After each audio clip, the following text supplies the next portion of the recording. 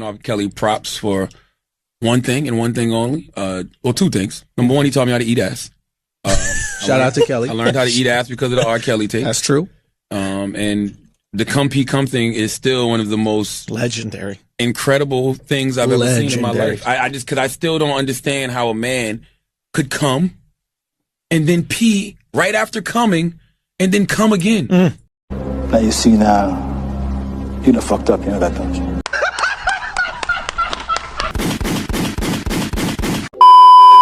Welcome back and what's good? This is the FuriousRobinson podcast and I'm your host, Furious. I'm here to document ego, power, leverage and accountability in media. Hit that like button early, drop a comment for the algorithm, subscribe to the channel. This is a Sick Times media production. You see the planes? If I know anything about this hip hop media game, the rabbit will eventually grab the gun. So for the better half of a year, as we watch Charlamagne, Joe Budden, Ebro, Head, and a multitude of minions, low-level lackeys, a bunch of foot soldiers on the timeline kick Drake's back in. The anti-Drake rhetoric was prevalent on the timeline. It was nasty to me. Drake was public enemy number one. He busted a nut on this little 14-year-old girl. Then he peed on me like it was like the sperm came out, pee came out, sperm came out again. And he told her, let it drip. Liquid sandwich, bro. Woo-hoo-hoo. But now old Charlamagne clips are going viral and Akademiks woke up Pandora's box reacting to the content. The timeline is now going crazy. Suddenly, the same internet that was playing prosecutor is now asking questions about Charlamagne the God.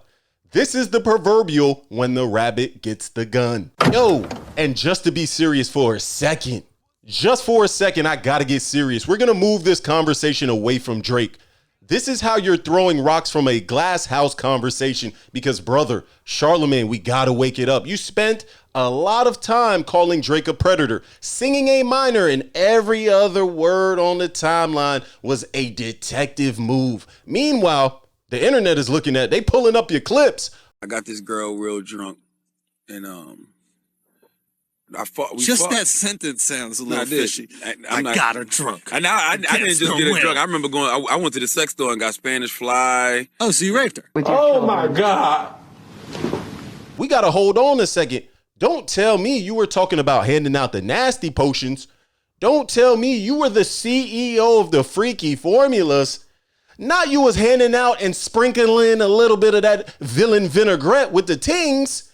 Not Charlamagne the God. So at some point we got to stop. So I put the Spanish Fly in the E&J. We drinking the E&J and shit. So in my mind, I don't know if this shit really worked, but I felt like I got horny as a motherfucker too. Right? So she was drunk and shit, and we had sex and shit, and like a lot of my boys was trying to come in the room and fuck her. I'm like, nah, chill out. I can't. We're not doing that. I'm not gonna let you run the train on it. That's rape. Y'all worried about the wrong things, man. I didn't even. You can't. Don't. Y'all know AI be out here. Because if the past got your side quests, DLC packs, expansion bundles, and hidden missions attached to it, maybe we don't need to volunteer to be Captain Morality, right? Like the internet don't care about justice. The internet cares about consistency. And the moment they think you're being inconsistent, they start to pull out the old clips. That's how you wake up one morning and become the main character on the timeline. And I gotta keep it a buck on this one. The timing is crazy. Why is this clip trending right now? Because Akademiks posted it? That's the story. These clips have existed for years. The internet did not suddenly discover them yesterday. Somebody decided to put a spotlight on them. That's how this works. And what's funny is who did it? DJ Akademiks. Yes, 1/3 of what I like to call the hip hop media big three. Joe Budden, Charlamagne, and Akademiks. When one of those three start firing at one another, pay very close attention. And this is where it gets a little bit uncomfortable because I like Charlamagne. The $200 million deal was a masterclass. He's setting up live on Netflix right now, so I respect the game. But at the same time, I'm not going to play morality police. We already see how many hall monitors we got on the timeline. But the key here to me is, for the better half of a year, Charlamagne's content strategy was kicking Drake's back in. His content strategy was positioning himself next to Kendrick. The predator rhetoric on the timeline was very heavy from Charlamagne. So now that the history is being pulled up, the old clips, You was handing out them demon daiquiris. I'm telling you, the villain vinaigrette on this one is nasty. That happened. Wait, Mark. that happened? He busted a nut on this little 14-year-old girl. Then he peed on me. Like it was like the sperm came out, pee came out, sperm came out again. And the timeline can see it in 2020 clear vision because it's not about what happened. It's the consistency. It's the fickle behavior when you know you're living in a glass house. That's the difference to me. No longer fun when the rabbit got the gun, huh? Because I understand the human shields, the minions for Charlamagne will come out of the shadows and say, it was in joking jest. This was the brilliant idiots. This is the type of satire, respectfully.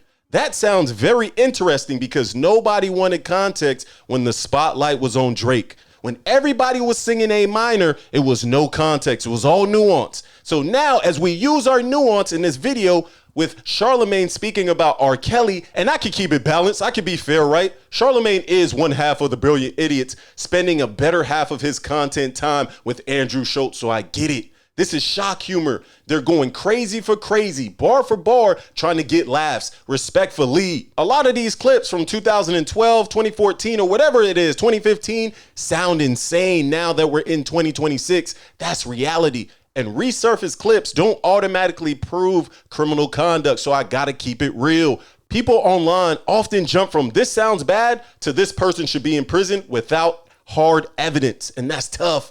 Those aren't the same thing. People run with narratives without any evidence. And for 10 seconds, because some people may not know what Spanish fly is, so let's just wake it up. So Spanish fly was basically an old school substance. People talked about putting it in drinks supposedly to make people more sexually receptive. That's why whenever the story gets brought up, people immediately react negatively. As I gracefully land the plane, and this really isn't about Charlamagne's story. It's a reminder. The internet keeps receipts. Yesterday it was Drake, today it's Charlamagne, and next week it'll be somebody else. So at the same time, make sure those archives are clean. Make sure you're not in a glass house because eventually the rabbit gets the gun.